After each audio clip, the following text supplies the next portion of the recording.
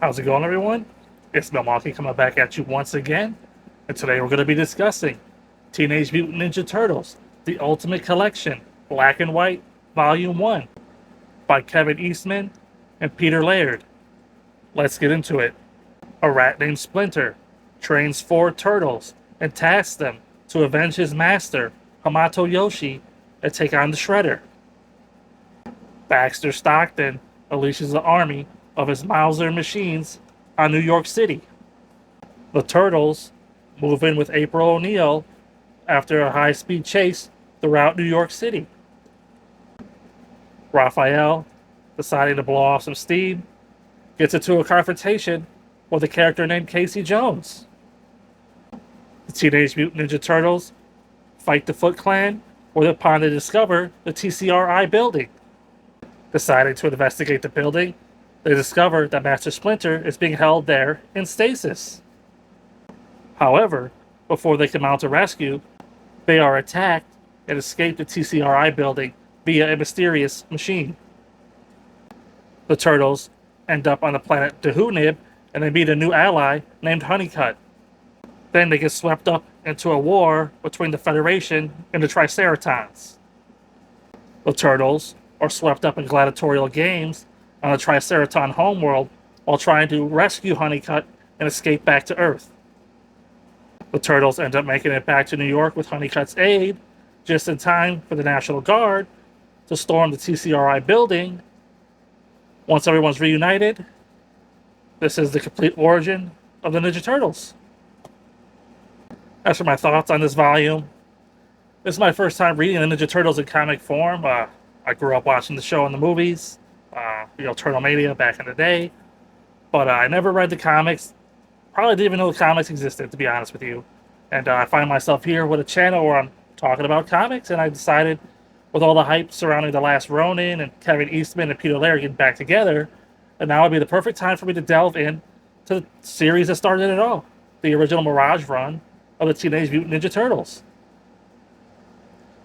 Now, with this Mirage run, there's a couple of ways in which you can read it. There are compendiums. I opted here for the Ultimate Black and White collection. I don't really regret my decision to get this, even though there will be missing issues in later volumes, but I'll cross that bridge when I get there.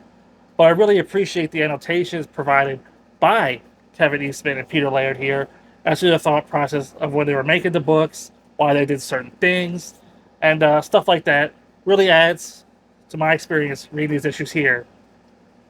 And another reason why I went with the black and white editions over the colored ones is because I wanted as an authentic experience as possible, seeing as the Turtles were originally printed in black and white. However, that does come with some drawbacks.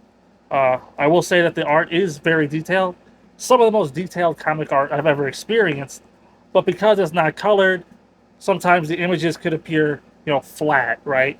Like you think about art, you get your foreground, your background, and all this other stuff, right?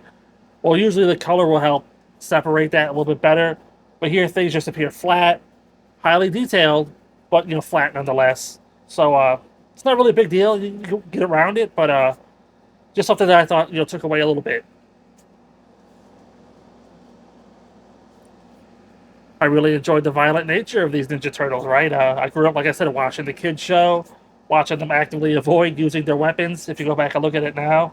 But here, they don't do that. They're stabbing people, they're goring people, they're chopping them up. These turtles are violent. I mean, the first time you encounter them in the book, they wipe out a street gang from existence in New York.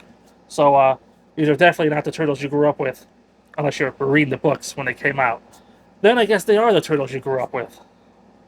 Another thing I really appreciated about Volume 1 here, even though I found it to be unpredictable, I didn't expect the turtles to go into space or any of that stuff. For the first time, I really feel like I got the true origin of them. I'm sure I heard different versions, throughout my life, but I knew about the ooze, right? It was Splinter and the ooze and the turtles mutating and growing up and learning, like, karate and stuff. But I never knew that the ooze was actually from outer space, or maybe I just forgot that. You get that all here, and it really feels like a complete volume, so that's another thumbs up for this one. As for some negatives, like I said with the black and white art, it was a little bit hard telling the turtles apart unless they had their weapons. Leonardo uses the swords, Raphael uses the sais, Michelangelo with the nunchucks, and of course Donatello with the stick. So as long as they had their weapon, in hand or like on their back. You knew who was talking, but sometimes it was a little confusing. But again, I could have just got the colored versions. This is something I did to myself. I really enjoyed the inclusion of April O'Neil and Casey Jones here on this volume. Wasn't expecting them to show up so early or at all. Because, you know, like I said, the cartoon and the comics and the movies, they're all different. They're similar threads, but they're different. So seeing those characters pop up here, seeing their true origins for the first time, you know, Casey Jones being like this rabid sports nut who just wants to go out of the street and bust heads. And of course, he runs into Raphael right off the bat, right? And those two clash. Uh, Great stuff overall. Really enjoyed the characters. No complaints. So with all that being said, I'm going to go ahead and give Teenage Mutant Ninja Turtles, The Ultimate Collection, Black and White, Volume 1, a 5 out of 5. It really does tell a complete story, even if it is unpredictable. It all comes back around in the end to put a bow on it, and you feel like you got your money's worth. So until next time, I'll see you there.